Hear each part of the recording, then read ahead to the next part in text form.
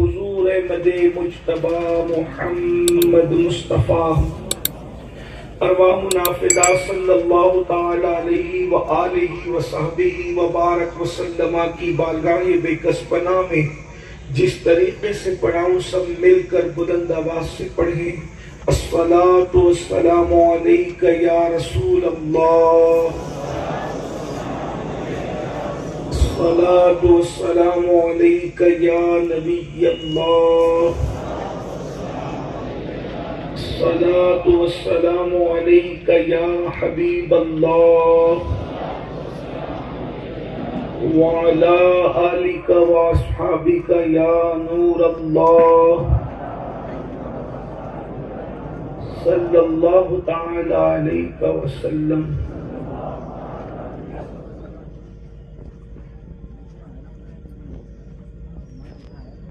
زمین و زمان تمہارے لیے، مکین و مکان تمہارے لیے، چنین و چنا تمہارے لیے، بنے دو جہاں تمہارے لیے، دہن میں زباں تمہارے لیے، بدن میں ہے جاں تمہارے لیے، ہم آئیں یہاں تمہارے لیے، اٹھے بھی وہاں تمہارے لیے، جنا میں چمن، چمن میں سمن، سمن میں فبن، فبن میں دلہن، سزائے منن پہ ایسے منن، یہ امن و امان تمہارے لیے، اشارے سے چاند چیر دیا، چھپے ہوئے خور کو پھیر لیا، گئے ہوئے دن کو عصر کیا، یہ تاب و تواں تمہارے لیے، یہ مرحمتیں کہ کچی متیں، نہ چھوڑی لتیں نہ اپنی گتیں، قصور کرے اور ان سے بھرے قصور جناں تمہارے لیے، صبا وہ چلے کہ باغ پھلے، وہ پھول کھلے کہ دن ہو بھلے، لوا کے تلے ثنا میں کھلے، رضا کی زبان تمہارے لیے۔ آج کی یہ محفل آپ کو جیسا کہ معلوم ہے کہ آمد مصطفیٰ جان رحمت صلی اللہ علیہ وآلہ وصحبہ وبارک وسلم کے حوالے سے اور اصلاح اعمال اور عقائد کے حوالے سے منعقد ہے۔ مجھ سے پیشتر حضرت علامہ جمیل اختر صاحب، حضرت مولانا صادق رضوی صاحب اور بھی حضرات سے آپ لوگوں نے ان کی گفتگو کو سماعت کیا ہے۔ تھوڑی دیر کے لیے میں بھی عنوان کے تحت میں نے آیہ کریمہ تلاوت کی ہے، اس میں اللہ تبارک و تعالیٰ نے کا مقصد کیا تھا اس کا ذکر کیا۔ میں بھی مختصر میں بس انہی دونوں چیزوں پر گفتگو کروں گا۔ پہلی بات تو یہ ہے کہ یہ جو بات کہی جاتی ہے کہ حضور علیہ السلام کی میلاد کا ذکر قرآن میں کہیں نہیں ہے، یہ بہت بڑا جھوٹ ہے۔ قرآن کی درجنوں آیت، جبکہ میں حافظ قرآن نہیں ہوں، لیکن کم سے کم 10 آیتیں تو ابھی میں آپ کو پڑھ کے سنا سکتا ہوں جس میں اللہ نے اپنے محبوب کی آمد کا ذکر کیا، حضور کی میلاد کا ذکر کیا۔ جیسے یہی آیہ کریمہ اللہ تعالیٰ ارشاد فرماتا ہے، هو الذی ارسل رسولہ بالہدی ودین الحق، کہ اللہ فرماتا ہے کہ وہ اللہ ہے جس نے دین حق لے کر اپنے رسول کو بھیجا۔ دوسری آیہ کریمہ اللہ فرماتا ہے، قد جاءکم من اللہ نور و کتاب مبین، کہ اللہ رب العزت نے تحقیق کہ تمہارے پاس اللہ کی جانب سے نور اور روشن کتاب آ گئی۔ تیسری آیہ کریمہ یہ ہے، قد جاءکم برہان من ربکم، کہ اللہ کی طرف سے، تحقیق اللہ کی طرف سے تمہارے پاس اللہ کی دلیل اور برہان آ گئی۔ اللہ تبارک و تعالیٰ ایک آیت کریمہ کے اندر ارشاد فرماتا ہے، وَمَا أَرْسَلْنَاكَ إِلَّا رَحْمَةً لِّلْعَالَمِينَ، ہم نے آپ کو نہیں بھیجا مگر تمام عالمین کے لیے رحمت بنا کر۔ اسی طریقے سے اللہ تبارک و تعالیٰ نے ایک آیہ کریمہ کے اندر ارشاد فرمایا، یا ایھا النبی انا ارسلناک شاہدا ومبشرا، دعوت کریں۔ اللہ نے اس میں محبوب صلی اللہ علیہ وآلہ وسلم کی آمد کا ذکر کیا۔ ایک آیہ کریمہ میں فرمایا، لقد من اللہ علی المؤمنین اذ بعث فیہم رسولا، کہ اللہ نے مومنوں پر احسان کیا کہ انہی میں سے ایک رسول کو بھیجا۔ الگ الگ مقام پر اللہ رب العزت نے اپنے محبوب کی آمد کا ذکر کیا، تو حضور علیہ الصلوۃ والتسلیم کی آمد کا ذکر اسی کو ذکر میلاد کہتے ہیں۔ آمد مصطفیٰ کا ذکر یعنی میلاد۔ آنا کس کو کہتے ہیں؟ میلاد، حضور کی میلاد کو آمد کہتے ہیں، آمد رسول کو میلاد کہتے ہیں، میلاد رسول کو آمد رسول کہتے ہیں۔ تو قرآن میں تو اس کا ذکر موجود ہے۔ اور پھر ایک بات میں اپنے نوجوانوں کو بتاؤں، میں یہ بات اس لیے کر رہا ہوں کہ آج کل یوٹیوب پر ایسے غیر ذمہ دار لوگ بیٹھے ہوئے ہیں جو اسلام اور مسلمین کے خلاف جو ہے وہ مسلمان ہی بن کرتا، یہ یقین ہے کہ اچھے نمائندے تھے، اب جو ان کی بولی کے مطابق بولی بولے گا اس کی بات سچی ہوگی، اور جو ان سے ہٹ کر بولی بولے گا اس کی بات سچی نہیں ہوگی۔ جیسا کہ میرے امام نے ہمیں بتایا کہ میرے غلاموں کا نقش قدم رائے خدا وہ کیا بہک سکے جو یہ سراغ لے کے چلے۔ اگر بہکنے سے بچنا ہے تو مصطفیٰ جان رحمت کے غلاموں کے نقش قدم پر چلو، پھر تم بہکنے سے محفوظ رہ جاؤ گے۔ تو یہ جو بات میں نے کہی کہ میلاد رسول کے بارے میں یہ جو بات کہی جاتی ہے کہ قرآن میں اس کا ذکر نہیں، میں نے ابھی آپ کے سامنے چند آیتوں کی تلاوت کی، اور بھی آیتوں کی تلاوت کی جا سکتی ہے، لیکن آپ اندازہ فرمائیں، پھر میں آپ کو صحیح حدیثوں کے ذریعے سے یہ بات رکھ سکتا ہوں۔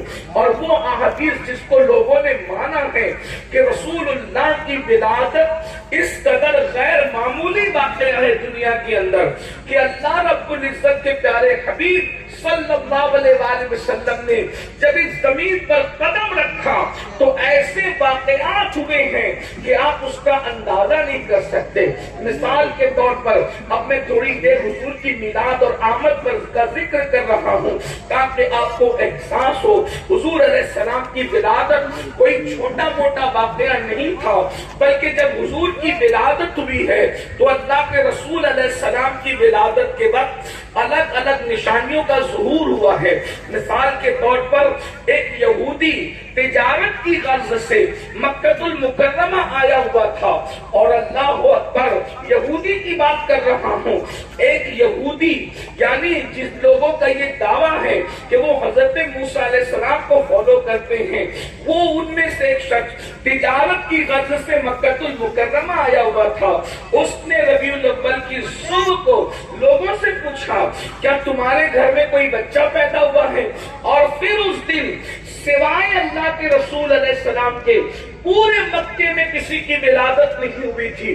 اندازہ کریں یہ آپ کا شہر ہے، جو کیا بس وہ کلیان آپ کا شہر، کیا کبھی ایسا ہوتا ہے کہ بچہ یہاں ایک ہی پیدا ہو؟ کسی دن درجنوں بچے پیدا ہوتے ہیں، مسلمانوں کے گھر میں، غیر مسلموں کے گھر میں، اپنوں کے گھر میں، بیگانوں کے گھر میں۔ بستی جتنی بڑی ہوگی پیدائش اتنی زیادہ ہوتی ہے، اموات اتنی زیادہ ہوتی ہے۔ مکہ المکرمہ اس وقت بھی کوئی چھوٹی موٹی بستی نہیں تھی، وہ اس وقت بھی شہر تھا اور آج بھی شہر ہے۔ لیکن اندازہ کریں اس دن اللہ کے رسول کی شان یکتائی دیکھیں کہ جس دن حضور کی ولادت ہوئی ہے پورے مکے میں اس دن کسی اور بچے کی ولادت نہیں ہوئی۔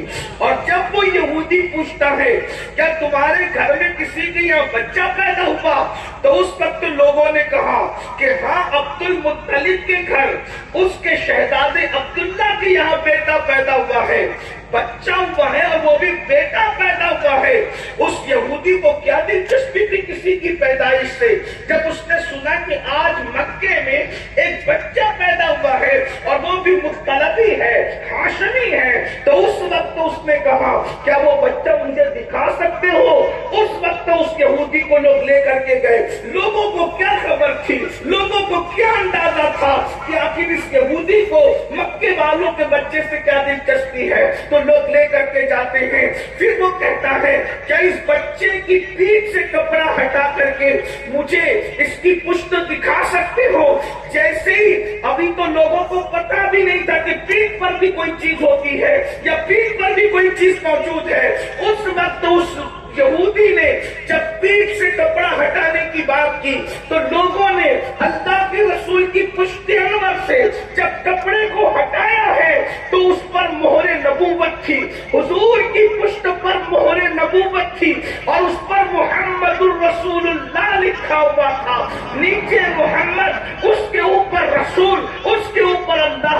कबूतरी के अंडे जैसी एक गोल दायरे की शक्ल थी और उसमें वाज़े लिखा था मुहम्मदुर रसूलुल्लाह। अभी हुजूर ने ऐलान नबूवत नहीं किया है, अभी किसी को कुछ पता नहीं कि हस्ती कौन है। ऐसे में उसने जब मोहरे नबूवत को देखा, चीख मारा, फिर होशों की जमीन पे गिर पड़ा और जब उसको होश आया तो उस वक्त उसने कहा, अफसोस बनी इस्माइल से नबूवत खत्म होकर बनी इस्माइल के अंदर चली गई है। अंदाजा फरमाए, आपसे पूछना चाहता हूँ मुसलमानों, अपने नबी की अजमत को पहचानो। हमारा नबी वो है, हर नबी आया है शान वाला है, लेकिन अपने नबी की शान ये है, जो भी नबी आया उसने अपनी ज़बान से कहा मैं अल्लाह का रसूल हूँ। अभी मेरे नबी बोले नहीं है, यहूदी कह रहा है कि ये तो मोहरे नबूवत पुश्त पर लेकर के आए हैं।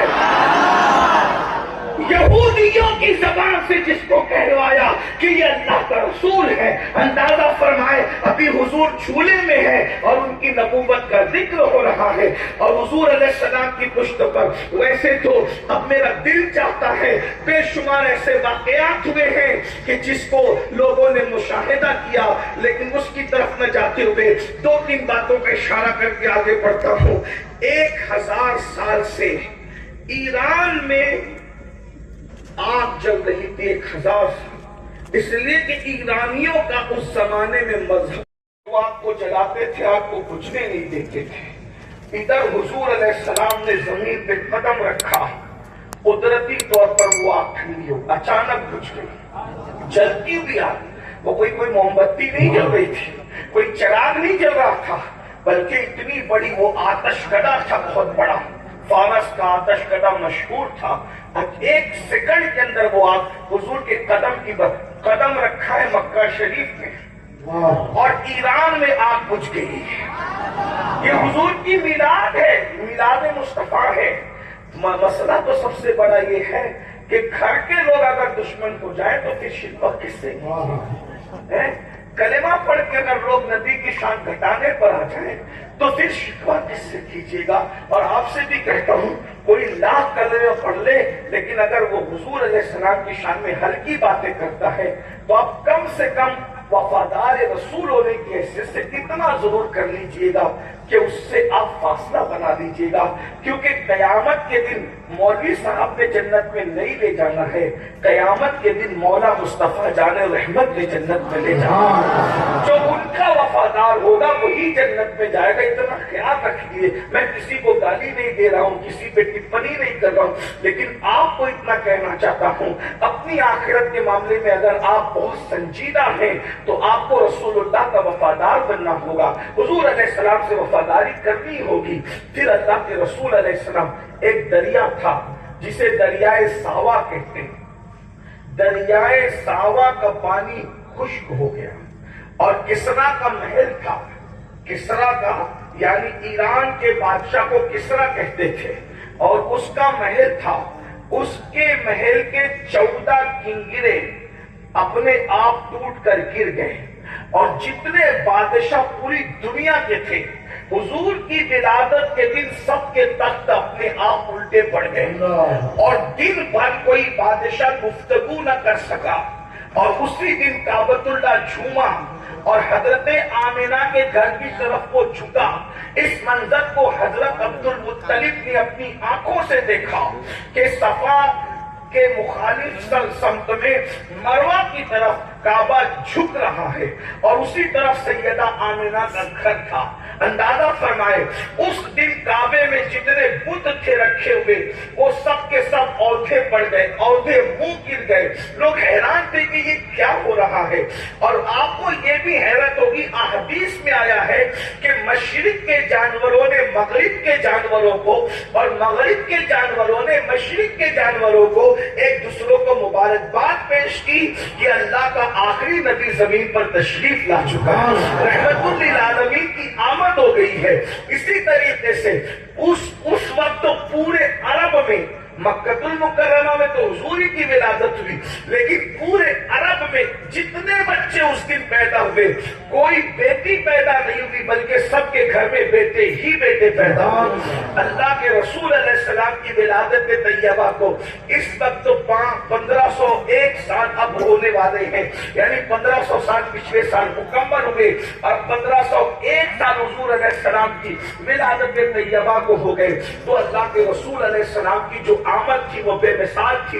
اور پھر یہ کہ اللہ کے رسول جب زمین پہ تشریف لائے تو آپ نے سب سے پہلے سجدہ کیا۔ یہ بھی آپ کو بتاؤں، بچے پیدا ہوتے ہیں تو ممبر جو ہے وہ اس کا لحاظ ہے، اس لیے میں کوئی تفسیرات تو نہیں کروں گا، لیکن اتنا ضرور کہوں گا کہ جو بھی بچہ پیدا ہوتا ہے اس کو نہلانے کی ضرورت پیش آتی، کیونکہ اس کے اوپر گندگی، نجاست اور بہت کچھ ہوتا ہے۔ لیکن اللہ کے رسول کی ولادت کے وقت ایسی کوئی چیز نہیں تھی، سب بچے ننگے پیدا ہوتے ہیں۔ اللہ کے رسول علیہ السلام کے جسم اطہر پر پیدائش کے بعد آپ کی امی نے دیکھا کہ سبز رنگ کا کپڑا لپٹا ہوا تھا اور آپ ہر نجاست سے پاک و صاف تھے۔ اور جو بھی بچہ پیدا ہوتا ہے، میں آپ کو بتاؤں حیا کے پردے میں کہ اس کے ناف کے اندر ایک نلی ہوتی ہے جس کو نال کہتے ہیں، اور وہ نال اس لیے ہوتا ہے کہ اسی کے ذریعے سے وہ بچے کو ماں کے پیٹ میں اللہ کھانا کھلاتا ہے۔ اور کھانا کیا ہوتا ہے؟ ماں کا جو ناپاک خون ہوتا ہے جو ان دنوں بند ہو جاتا ہے، وہی بچے کی غذا بنتا ہے، تو اس کے پیٹ کے ذریعے سے اللہ اس کو کھلاتا ہے۔ ایک بات آپ کو یہ بھی بتا دوں، انسان دنیا میں آ کے منہ سے کھاتا پیتا ہے، لیکن اللہ پیٹ میں، ماں کے پیٹ میں منہ سے نہیں کھلاتا۔ کہاں سے کھلاتا ہے؟ ناف کے ذریعے سے کھلاتا ہے۔ کیوں؟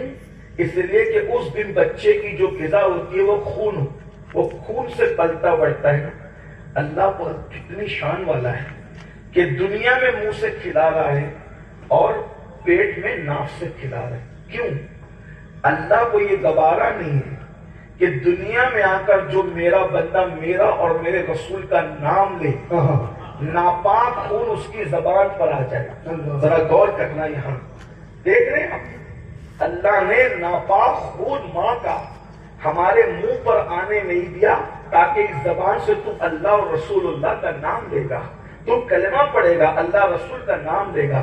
مسلمان تو غور تو کر، دھیان تو دے، کتنا گر گیا ہے تو کہ اللہ نے تیری ماں کے خون سے تیری زبان کو محفوظ رکھا کہ تو کلمہ پڑھے گا، اللہ رسول کا نام لے گا، لیکن تو دنیا میں آ کر غیبت کرتا ہے تو مرے ہوئے بھائی کا گوشت تو اپنی زبان پہ لگاتا ہے۔ ذرا غور کر، اگر غیبت کر رہا ہے تو تو مرے ہوئے بھائی کا گوشت کھا رہا ہے، پھر اسی منہ سے تو شراب پی رہا ہے، اسی منہ سے تو نشے کی گولیاں کھا رہے ہیں۔ یعنی قدرت نے تیری زبان کی اور تیرے منہ کی کیسی حفاظت کی، اور تو بڑا ہونے کے بعد، دنیا میں آنے کے بعد اسی منہ سے گالی دیتا ہے، اسی زبان سے گالی دیتا ہے۔ ذرا غور تو کر میرے بھائی، اپنی زبان کی حفاظت کر۔ جب قدرت نے تیری زبان کی اتنی حفاظت کی ماں کے پیٹ میں، تو تو کچھ تو اپنی زبان کی حفاظت سیکھ۔ تو بہرحال تو بچے ماں کے پیٹ میں ماں کے خون سے پلتے بڑھتے ہیں، اور اگر وہ نال نہ ہو تو بچہ مر جائے گا۔ یاد رکھنا، بچہ مر جائے گا، زندہ نہیں رہے گا، کیونکہ جب وہ کھائے گا پیے گا نہیں تو کیا ہوگا۔ لیکن یہ میرے نبی کا معجزہ ہے، حضور پیدا ہوئے، سارے بچے نال کے ساتھ پیدا ہوتے ہیں، حضور علیہ السلام کی ناف میں وہ نال موجود نہیں تھا، کیونکہ تم سب اور ہم سب ماں کا خون پی کر کے پیدا ہوئے، اور اللہ کے رسول رحمت عالم کو ماں کا خون نہیں پلایا گیا بلکہ اللہ کے نور سے بنایا گیا۔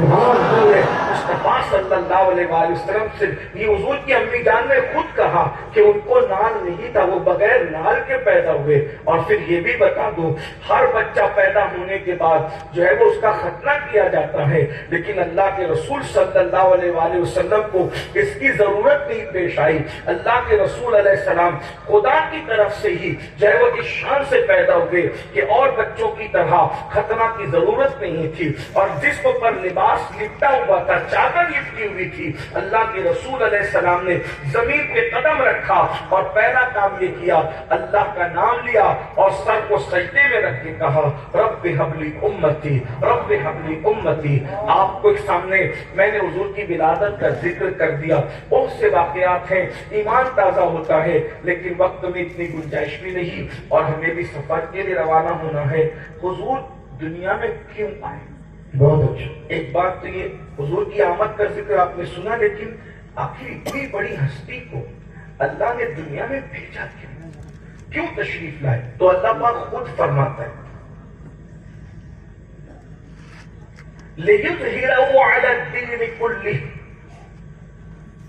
اللہ نے دین حق لے کر اپنے محبوب کو اس لیے بھیجا کہ یہ دین تمام مذاہب باطلہ پر غالب ہو جائے. یعنی یہ دین گھر گھر پہنچے، اس دن کو غلبہ نصیب ہو. لِيُظْهِرَهُ عَلَى الدِّينِ كُلِّهِ وَلَوْ كَرِهَ الْمُشْرِكُونَ. اگر مشرکین برا مانتے تو وہ برا مانتے رہے، اللہ نے غلبہ دین کے لیے بھیجا. تو اللہ کے رسول علیہ السلام دین کے غلبے کے لیے، دین کی خدمت کے لیے اس زمین پہ تشریف لائے تھے. اور اللہ کے رسول علیہ السلام نے غلبہ دین کے لیے اتنی محنت کی، اتنی محنت کی کہ اتنی محنت کا تصور آپ کسی سے نہیں کر سکتے. بس یہ میری گفتگو کا اینڈ ہوگا اور دوسرا حصہ ہوگا، اور اسی پر ہم اپنی میں بات کو مکمل کریں.